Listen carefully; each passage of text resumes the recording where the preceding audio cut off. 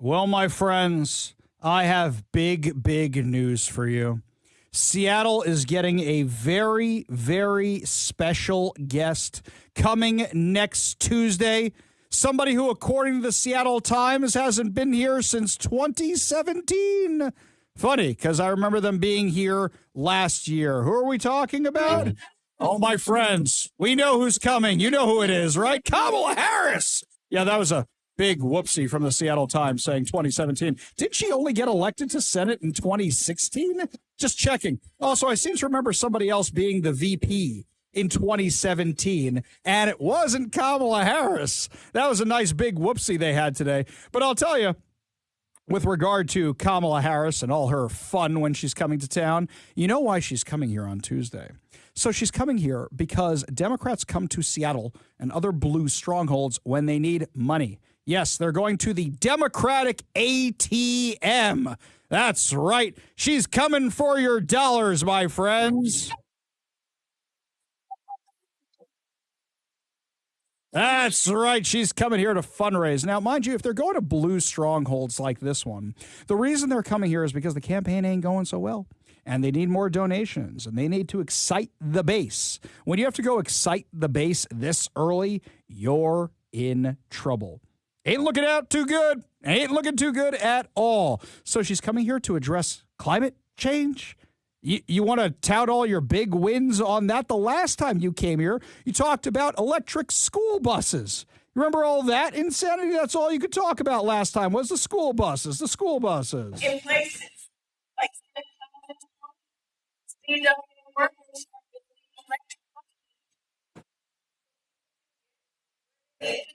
Thank you. That was yesterday. Her messaging hasn't changed at all. You got to get to need where you need to go, and you got to get to go, and you go where you... Whatever. Unbelievable. So if you're having trouble campaigning and you're having trouble raising money, you want to send out Kamala Harris with all this climate change nonsense? Oh, right, I forgot. Climate change is an existential threat. Our friend Matt Gilbert calls it crouching climate hidden threat. That's right, because it's just, come on, guys, give me a break. With all the problems we got here, she's going to come talk about climate change. Hey, you know what? When she mentioned that electric bus company, they went out of business. Maybe she can mention Sound Transit, and they'll go out of business. And she's like a bad luck charm going around. I'm looking forward to all the Kamalisms that go along with this. My fellow Americans, words have many meanings, and sometimes instead of conveying our meaning, they can suggest other meanings. When we talk about the children of the community, they are the children of the community. Well, we are the United States of America because we are united. And we are states. Talking about the significance of the passage of time, right? The significance of the passage of time. So when you think about it, there is great significance to the passage of time. Whatever we have in store cannot be known. The past was once the future. The future is, I should say, unknown. We got to take this stuff seriously as you are, because you have been forced to have to take it seriously. Obesity is a serious disease, and it needs to be taken seriously. You need to get to go and need to be able to get where you need to go to do the work and get home. I hope that clarifies the issue, and this can be the last word on those words. Certain issues are just settled. Clearly we're not. No, that's right. And that's why I do believe that we are living, sadly, in real unsettled times. That's right. The Veep reboot looks amazing. Thank you to the Daily. What was that? The Daily Show for that one. That one still holds up. The only funny thing I've actually shared from the Daily Show, and I don't know, when did Jon Stewart leave? Right. Been quite a while. But you send out Kamala Harris. This is your best spokesperson. This is who you've got. Do you think maybe the Democrats are just saying, nope, I don't want to be part of this anymore. Nope, I want off this train. I don't want my name linked to this. That's right. Only people like Congressman Dan Goldman want to link their name to this because he's just trying to get some profile somewhere. So, sure, come here and talk about climate change while all Washingtonians are complaining about the carbon tax that Jay Inslee and the other Democrats put on us. By the way, while you're coming here to talk about climate change, how many carbon emissions are you spewing into the atmosphere so Air Force Two and your entire motorcade can come along with you. Hey, how much gas is that using? Oh, we're paying for that gas. Wait, you have to fill up in Washington? Because then you're going to get hit with that gas tax also. This has always been their plan. They want to destroy American energy. This is Joe Biden saying as much. You promised no new drilling on federal land or offshore. Can you tell Gen Z that you haven't broken your promise? Yes, because the courts overruled me. The court said I couldn't do it.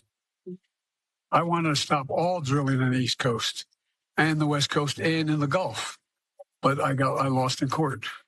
But we're still pushing. We're still pushing really very hard. Look, the alternative is you get everything is better as we have the private sector's coming off the sidelines. They've invested $250 billion in alternative energy. And they're going bankrupt.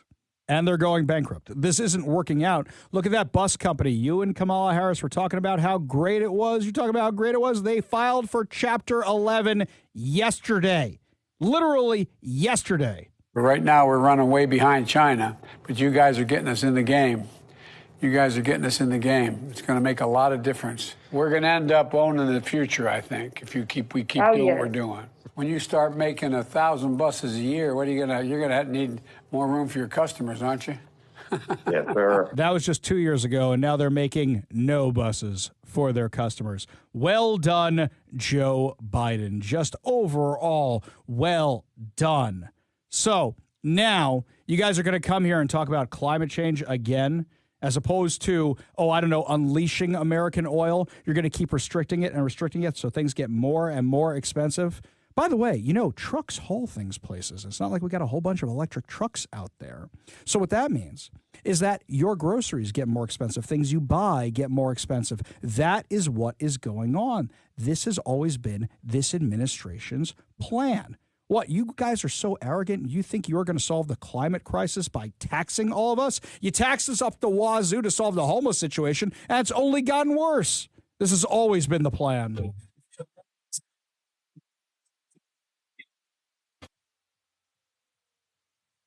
There is no more drilling.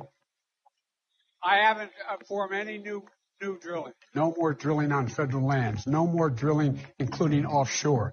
No ability for the oil industry to continue to drill, period. Ends. Would there be any place for fossil fuels, including coal and fracking, in a Biden administration? No, we would work it out. Make sure it's eliminated. We're going to be shutting these plants down all across America. No one's going to build a coal-fired plant again, and we're going to get rid of the ones we have now. I guarantee you, we're going to end fossil fuel. What about, say, stopping fracking and stopping infrastructure? There's no question I'm in favor of banning fracking. No new fracking. We are going to get rid of fossil fuels. But transition from the oil industry, yes. This isn't working out for so many companies like the ones you talked about investing. Ford invested billions of dollars, and they're about to lose billions of dollars because people cannot afford the electric vehicles, and they don't want them because they don't have the distance they need. You have a whole bunch of truck drivers that say the more weight you put in these things, the more battery power they use, the less distance they have. This technology is not there yet. It's one thing to say we want to invest in this technology, we want to develop it, but at the same time we need to use what we have right now, which is oil, but that's not what they're doing. They're saying we're going to skip a step. We're going to destroy the lifeblood of the American economy right now and skip ahead. Just skip ahead. By the way, Joe Biden said we would work it out. Well, the company WeWork, which was previously worth $7 billion, was one of the world's most valuable startups. They put out a quarterly earnings report yesterday saying that they may not survive. According to the Wall Street Journal, a co-working space provider is facing massive losses and shrinking cash as a result of changes to how people work. Well, let's not forget their model. So it's pretty much a communal workspace where you can rent a desk, or you can rent a little tiny office, so you don't have to pay full rent on an office. That was their thing. Well, now people are working from home because of COVID, because you locked everybody down. Another brilliant Democrat proposal. And then on top of that, you guys made urban centers and major metropolitan areas so unbearable to live and work in, nobody wants to go there anymore. So nobody needs their WeWork space anymore. So people are now done with them and don't need to go back. So now a whole bunch of people are about to lose a whole bunch of money, and yet you have another company out of business, another tech company, another tech-adjacent company out of business. Unbelievable. How much worse can this get, my friends? We are bordering on a recession, if we're not there already. I know everybody's talking all nice about it like we're not there, but stagflation has been a real concern this entire time. You think we're out of the woods on all this economic stuff? We are most certainly not. We're not even in the middle of the woods. We're just entering the woods. It's about to get a whole lot worse, and I wish it wasn't. I really wish it wasn't, because this means less money for all of us. This is not a good thing. Question is, how many years is it going to take to repair this damage? It's not going to change the second you elect a Republican, even if that person's Donald Trump. It's going to take months, if not years, to fix all this. In the meantime, the ones who are suffering, you and me.